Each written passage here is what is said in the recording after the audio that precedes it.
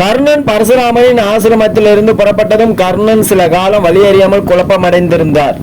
அவர் வழியில் சப்த வேதி வித்யா, அதாவது சத்தத்தை கவனிப்பதன் மூலம் இலக்கை தாக்கும் திறன் பயிற்சியின் போது அவர் தவறுதலாக காட்டு விலங்கு என்று எண்ணி ஒரு பசுவை அம்பால் ஏறி அதனை கொன்றுவிட்டார்.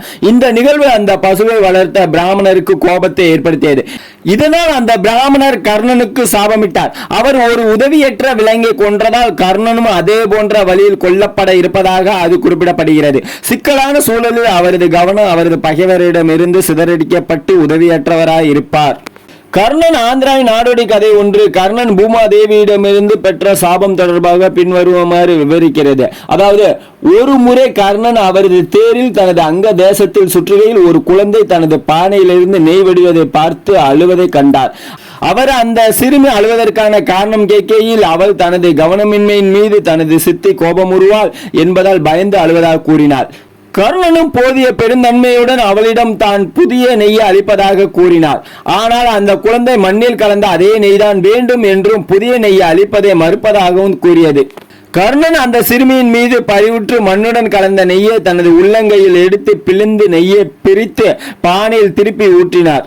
இந்த செயலின் போது கர்ணன் வலியால் துடிக்கும் பெண்ணின் குரலை கேட்டார். அவர் தனது உள்ளங்கையை திறந்தபோது அந்த குரல் பூமி தேவியின் குரல் என்பதை உணர்ந்தார். கோபம் மிகுந்த பூமாதேவி கர்ணனை ஒரு சிறிய குழந்தைக்காக பூமி தாய்க்கு மிகப்பெரிய வலியை அளித்ததற்காக தண்டித்தாள். எனவே பூமாதேவி அவரது வாழ்வில் மிகவும் முக்கியமான போரில் அதே வழியில் தேரின் சக்கரத்தை மண்ணில் சிக்க செய்து அவரது எதிரிகளுக்கு அவரை பலவீனமானவராக மாற்றுவேன் என்று சாபமிட்டார். ஆகவே கர்ணன் 3 வேறுபட்ட மற்றும் தனித்தனி சூழ்நிலைகளில் சாபத்தை பெற்றுள்ளார். எதிர்பாராத விதமாக இந்த சாபங்கள் அனைத்தும் குருச்சத்திர போரில் முக்கியமான கட்டத்தில் செயல்பாட்டுக்கு வந்தது. பின்னர் அவரை ஆயுதமற்றவராக, தேரற்றவராக மற்றும் உதவியற்றவராகவும் மாற்றியது. அஸ்தனாபுரத்தில் துரோணர் குரு இளவரசர்களின் திறன்களை காண்பிக்கும் ஒரு போட்டியை நடத்தினார். இந்த போட்டியில் குறிப்பாக வில்லாளி என்ற பரிசை அர்ஜுனன் வென்றார். கர்ணன் அந்த போட்டிக்கு வந்து சேர்ந்து வெல்லத்தக்க அர்ஜுனனின் வித்தைகள் முடிந்த பின்னர் அவரிடம் போட்டிக்காக சவால் விடுத்தார். கிருபாச்சாரியார் கர்ணனின் போட்டியை மறுத்து அவரிடம் முதலில் அவரது குலம் மற்றும் அரசை பற்றி கேட்கிறார். போட்டி விதிமுறைகளின்படி அர்ஜுனன் குரு வம்சத்து இளவரசனாக இருப்பதால் ஒரு இளவரசர் மட்டுமே சவால் விட முடியும். கௌரவின் மூத்தவரான துரியோதனன், அதாவது பாண்டவர்கள் போர்க்கலையில் அவரையும் அவரது சகோதரர்களையும் விட சிறந்தவர்கள் என்பதை அறிவார். கர்ணனை பாண்டவர்களுக்கு எதிராக வலிமையானவராக பார்த்தார். உடனே அவரை அங்கதேசத்தின் அரசனாக்கி அரசன் அர்ஜுனனிடம் போட்டியிட தகுதியானவனாக்கினார். அப்போது கர்ணன் அவரிடம் இதற்கு ஈடாக நான் என்ன செய்ய முடியும் என்று கேட்டதற்கு துரியோதனன் தனக்கு அவரது நட்பை வேண்டுவதாக கூறுகின்றார். இந்த நிகழ்ச்சியானது மகாபாரதத்தில் முக்கியமான உறவை ஏற்படுத்தியது. அதுவே துரியோதனன் மற்றும் கர்ணன் இடையே வலிமையான பிணைப்பை ஏற்படுத்தியது. இது கர்ணன் மற்றும் அர்ஜுனன் இடையே கடுமையான போட்டியை ஏற்படுத்தியது. மேலும் பொதுவாக பாண்டவர்கள் அனைவருக்கும் கர்ணனுக்கும் இடையே பகைமையை உண்டாக்கியது.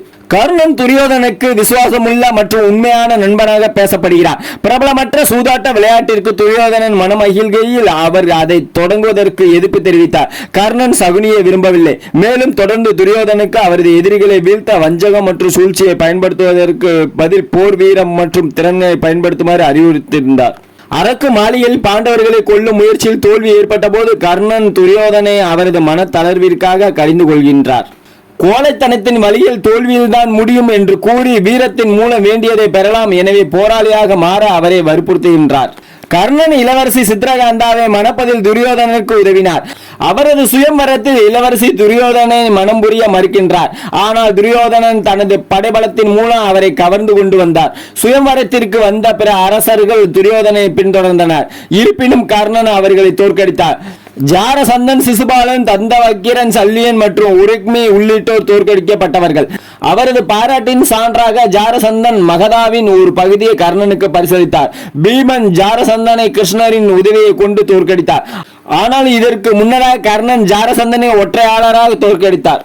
கர்ணன் அங்கதேச அரியணையில் பதவியேற்றதை தொடர்ந்து கர்ணன் தான் சூரிய பகவானை வணங்குகின்ற மதிய வேளையில் அவரை கோரிக்கையுடன் அணுகிய யாரும் அவரது கோரிக்கை நிறைவேறாமல் செல்லக்கூடாது என்ற ஒரு உறுதிமொழியை எடுத்துக்கொண்டார். அவர் எவரையும் வெறும் கையுடன் விட்டதில்லை. இந்த நடைமுறையானது கர்ணனின் புகழுக்கு பங்களித்தது போன்றே அவரது வீழ்ச்சிக்கும் துணை போனது. இந்திரன் மற்றும் குந்தி ஆகியோர் இதை சாதமாக கொண்டனர். மேலும் கர்ணன் சிறுமியின் கோரிக்கையை நிறைவேற்ற மண்ணில் விழுந்த நெய்யை எடுக்க முயன்ற போது பூமாதேவியின் மூலமாக சாபமளிக்கப்பட்டார். திரௌபதியின் சுயமரம், அதாவது திரௌபதியின் சுயமரத்தில் கர்ணன் விவாகம் கோருபவராக இருந்தார். பெரும்பாலான பிற போட்டியாளர்களை போன்று அல்லாமல் அவர் வில்லின் நாணை எளிதாக பயன்படுத்தும் வல்லமை படைத்தவர். ஆனால் அவர் இலக்கை அமைக்க தயாராக இருந்தபோது கிருஷ்ணரின் கருத்துப்படி திரௌபதி அவரை அம்பெய்வதிலிருந்து கட்டுப்படுத்தும் பொருட்டு அவரை சூதபுத்திரன் தேரோட்டியின் மகன் என்று அழைத்தாள். பாண்டவர்கள் அந்த சுயம்பரத்தில் பிராமணர்களாக மாறு வேடமிட்டு கலந்து கொண்டனர். மற்ற இளவரசர்கள் தோல்வியடைந்ததை தொடர்ந்து அர்ஜுனன் வளையத்திற்கு வந்து வெற்றிகரமாக இலக்கை தாக்கி திரௌபதியின் கைகளை பற்றினார். அர்ஜுனனின் அடையாளம் பின்னர் வெளிப்பட்ட போது கர்ணனின் பகை உணர்வு மேலும் அதிகமானது. இதுக்கு அடுத்த பகுதியை தொடர்ந்து பார்த்துக்கிட்டே வாங்க. கர்ணனுடைய முழு டீட்டெயில்ஸும் உங்களுக்கு தெரிகிற அளவுக்கு தான் நம்ம ஒவ்வொன்றும் தொடரும் அப்படிங்கிற மாதிரி நம்ம முடிச்சுட்டு இருக்கோம். காரணம் என்னன்னா, இதுக்கு அடுத்தது இன்னும் பயங்கரமாக வரப்போகுது. இதில் வந்து பார்த்தீங்கன்னா அவருடைய திறமையை வந்து பார்த்தீங்கன்னா கிருஷ்ணர் மெய்மறந்து பார்த்துட்டு இருந்தார். மேலே இருந்த மீனில் கரெக்டாக அம்பு ஏணும் அப்படின்னுங்கும் போது கீழே அவர் தண்ணியை பார்த்துக்கிட்டே கரெக்டாக அந்த மீனை குறி வச்சு அடிப்பார். அப்படின்னுங்கும் போது அந்த திறமையை கண்டு எல்லாரும் மெய் சிலிர்ந்து போவாங்க.